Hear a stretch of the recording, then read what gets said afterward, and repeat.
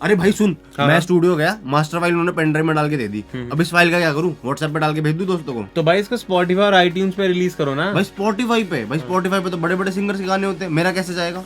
तो गाइज आप में से बहुत लोगों को ये पता ही नहीं है कि आप बहुत इजीली अपने गाने को स्पॉटिफाई आईट्यून्स पे लेके आ सकते हो और उससे पैसे कमा सकते हो। तो गाइज आपके गाने को इन स्टोर्स तक पहुंचाने के दो तरीके हैं, एक है सेल्फ रिलीज और एक है लेबल रिलीज। और इस वीडियो में हम सेल्फ रिलीज के बारे में बात करने वाले हैं। तो गाइज अब अपने गानों को अपलोड करने के लिए क्या क्या चीजें हमें लगेगी, सबसे पहले उसकी हम बात कर लेते हैं। तो सबसे पहले लगेगा एक आर्ट वर्क। अब जब भी आप स्पॉटिफाई, आईट्यून्स या यूट्यूब पे किसी भी आर्टिस्ट का गाना सुनते हो, तो जैसे अभी आपको स्क्रीन पे दिख रहा होगा एपी डिल्लो के गाने जब यहाँ पे प्ले हो रहे हैं तो उसमें एक एल्बम आर्ट बोलते हैं इस चीज को। तो आपको ये चीज अपने गाने की भी क्रिएट करवानी पड़ेगी, तभी आपका म्यूजिक इन बड़े बड़े स्टोर्स तक पहुंच पाएगा। तो अब आपका अगला सवाल यही होगा कि इस एल्बम आर्ट को मैं बनाऊं कैसे। तो इसके भी दो तरीके हैं, या तो आप एक प्रोफेशनल ग्राफिक डिजाइनर को हायर कर सकते हो और उसको कुछ ना कुछ थॉट दे सकते हो कि मेरे गाना बहुत रोमांटिक था या बहुत एग्रेसिव था, तो कुछ इस तरीके से क्रिएट करना है और वो आपका एल्बम आर्ट आपको क्रिएट करके दे देगा और वो एक प्राइस चार्ज कर लेगा। या फिर आप खुद भी क्रिएट कर सकते हो अपनी एल्बम आर्ट को कैनवा या फिर एआई टूल्स को यूज करके। और अगर आप सीखना चाहते हो कि करते कैसे स्टेप बाय स्टेप, तो ये वाली वीडियो आ रही होगी, इसको अच्छे से चेकआउट कर लो। तो अब आपके पास आपका आर्टवर्क और गाने की फाइल रेडी है। अब जब हम बात करते हैं यूट्यूब की, तो यूट्यूब पे कोई भी इंसान अपना चैनल खुद से क्रिएट कर सकता है और उस पे खुद का मन चाहे जो भी उसको अपलोड करना है वो अपलोड कर सकता है। बट जब बात आती है बहुत बड़े स्टोर्स की, like Apple music, iTunes, Spotify, Amazon music, तो अगर इन बड़े स्टोर्स पे अगर आपको अपने म्यूजिक को अपलोड करना है तो आप डायरेक्टली खुद से अपलोड नहीं कर सकते हो।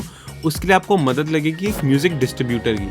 तो अब एक म्यूजिक डिस्ट्रीब्यूटर क्या करता है, बहुत सारे जो इंडिपेंडेंट आर्टिस्ट हैं, जो छोटे आर्टिस्ट हैं, जो बड़े भी आर्टिस्ट हैं बट इंडिपेंडेंटली काम करते हैं, उनका म्यूजिक ये बड़े बड़े स्टोर्स तक पहुंचा देते हैं क्योंकि इनका कनेक्शन रहता है डायरेक्टली स्टोर से। तो अगर अब बात आती है कि आपको अपना म्यूजिक इन स्टोर्स तक पहुंचाना है, तो दो टाइप के म्यूजिक डिस्ट्रीब्यूटर्स होते हैं, कहीं होते हैं फ्री और कहीं होते हैं पेड। तो फ्री की भी बहुत सारी कंपनीज है, लाइक रूट नोट से भी आप अपलोड कर सकते हो, 1RPM से भी अपलोड कर सकते हो, और ऐसी बहुत सारी और कंपनीज है जो आपको फ्री में अपलोड तो करने देती है, बट आपके म्यूजिक से कमाया हुआ जो पैसा आता है आपके पास, उसका कुछ परसेंटेज ये लोग रख लेते हैं। और मेरा ऐसा पर्सनल एक्सपीरियंस है, मुझे नहीं पता बाकी लोगों के साथ कैसे काम करता है, कि जब भी मैं इन फ्री डिस्ट्रीब्यूटर्स को मैं यूज करता हूँ तो मेरे पैसों का हिसाब किताब मेरे को इतना क्लियर नहीं रहता है, ना ही मेरे को कभी समझ भी नहीं आता कि किस हिसाब से मेरी स्ट्रीमिंग रॉयल्टीज मुझे पे कर रहे हैं। एक ही डिसएडवांटेज है जो मैंने पर्सनली अपनी लाइफ के एक्सपीरियंस में फेस करे इन फ्री डिस्ट्रीब्यूटर्स को यूज करके। और फिर अब यहीं पे आती है थोड़ी बड़ी कंपनीज, थोड़ी ट्रस्टेड कंपनीज, जो थोड़ा सा प्राइस को जो चार्ज करते हैं बट वो थोड़ा ज्यादा ट्रस्टेड है कंपेयर टू फ्री से, जो कि है डिस्ट्रोकिड, CD बेबी और ट्यूनकोर। तो आप इन तीनों में से किसी को भी चूज कर सकते हो, बट इन सबके कुछ ना कुछ फैक्टर्स हैं जो एक दूसरे को ये अलग बनाते हैं। तो जो सबसे पहला फैक्टर है वो है प्राइसिंग। तो जो CD बेबी है वो वन टाइम पे में काम करता है। फॉर एग्जाम्पल, आप गए मार्केट में, आपने लेस के चिप्स खरीदे, आपने 10 रुपए दिए दुकानदार को और उसने अब आपको लेस के चिप्स दे दिए। अब आपको बार बार दुकानदार को जाके कुछ एक्स्ट्रा पे नहीं करना है क्योंकि वो वन टाइम ट्रांजेक्शन थी और हो गया। अब वो लेस के चिप्स आपके और वो 10 रुपए उसके। तो CD बेबी भी कुछ इस तरीके से ही काम करता है कि आपको जितने भी गाने रिलीज करने हैं, आपको उन पर्टिकुलर ट्रैक्स के लिए पे करना पड़ेगा। एक बार आपने पे कर दिया तो अब आपका गाना पूरा लाइफ टाइम उन स्टोर्स पे अवेलेबल होगा। आपको बाद में कोई चिक चुक नहीं है, बार बार कुछ पे नहीं करना है। CD बेबी को वन टाइम ट्रांजेक्शन करनी पड़ती है CD बेबी के साथ। बट यहीं पे बात आती है जब डिस्ट्रोकिड की, तो डिस्ट्रोकिड को आप समझ सकते हो कि मान लो आप एक नेटफ्लिक्स का सब्सक्रिप्शन लेते हो, तो आप नेटफ्लिक्स पे मूवीज या फिर वेब सीरीज सिर्फ तभी तक देख पाओगे जब तक आप सब्सक्रिप्शन को पे कर रहे हो। सेम ही तरीके से डिस्ट्रोकिड भी काम करता है। आप जितने मर्जी गाने रिलीज कर लो तो उससे कोई दिक्कत नहीं है, बट एक बार आपने सब्सक्रिप्शन पे करना बंद कर दिया तो कुछ ही टाइम में आपके गानों को भी हटा देंगे। तो जो ट्यूनकोर है वो भी डिस्ट्रोकिड की ही तरह एक सब्सक्रिप्शन मॉडल पे काम करता है, बट आप मेक श्योर करना जब आप ओपन करो ट्यूनकोर को तो tunecore.in को ओपन करना, .com को मत कर लेना,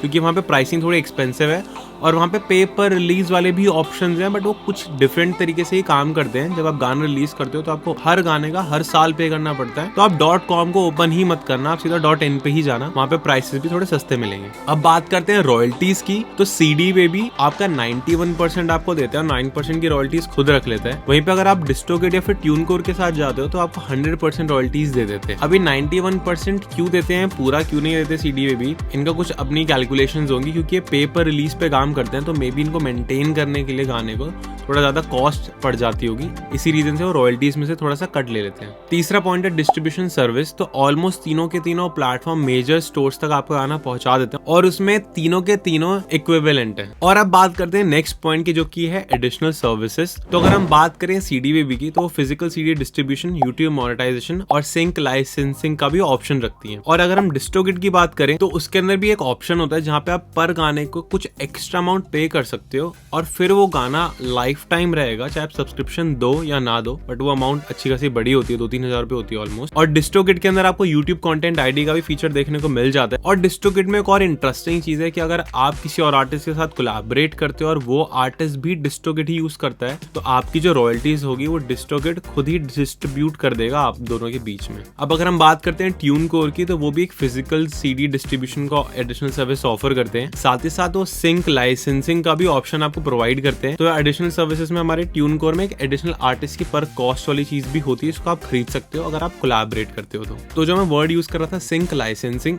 उसका मतलब ये होता है कि अगर आपका गाना टीवीज में आ जाता है या फिर मूवीज में आ जाता है, किसी गेम में यूज हो जाता है, तो उससे भी रॉयल्टीज जनरेट होती है और वो रॉयल्टीज को ये प्लेटफॉर्म्स आपके लिए कलेक्ट कर सकते हैं, जिसमें भी ये फीचर मिलता है। तो अगर आपका क्वेश्चन ये है कि इनमें से मेरे लिए बेस्ट कौन सा है, तो टोटली डिपेंड करता है आपके नीड्स के ऊपर। जैसे हम पर्सनली सीडी बेबी को ज्यादा यूज करते हैं, क्योंकि हम पूरे टाइम गाने को रिलीज नहीं कर रहे होते हैं। हमारे कई बार गाने आर्टिस्ट के थ्रू रिलीज होते हैं और कई गाने अगर हम खुद रिलीज करते हैं तो हम सीडी बेबी यूज कर लेते हैं। और क्योंकि हम कभी कभी रिलीज करते हैं, इसलिए हमने डिस्ट्रोगिट या ट्यूनकोर नहीं लिया हुआ, बट हमारे काफी सारे क्लाइंट्स हैं जो कि डेली कंसिस्टेंटली अपने गाने को रिलीज करते हैं, तो वो डिस्ट्रोगिट या ट्यूनकोर को ही यूज करते हैं। तो ये टोटली डिपेंड करता है आपके यूसेज के ऊपर। ट्यूनकोर के साथ एक प्लस पॉइंट ये आ जाता है क्योंकि वो .in वाली वेबसाइट है, तो वहां पर आप INR में पे कर सकते हो, आपको डॉलर्स में पे करने की कोई जरूरत नहीं है। और आखिरी चीज, अगर आप सीखना चाहते हो कि म्यूजिक को क्रिएट कैसे करते हैं आर्टिस्ट के लिए, मूवीज के लिए, गेम्स के लिए, तो हमारा म्यूजिक प्रोडक्शन का कोर्स को चेकआउट कर सकते हो। और अभी हमने रिसेंटली GTA 6 के लिए बैकग्राउंड म्यूजिक को क्रिएट करा था, तो जाके वीडियो को चेकआउट करो।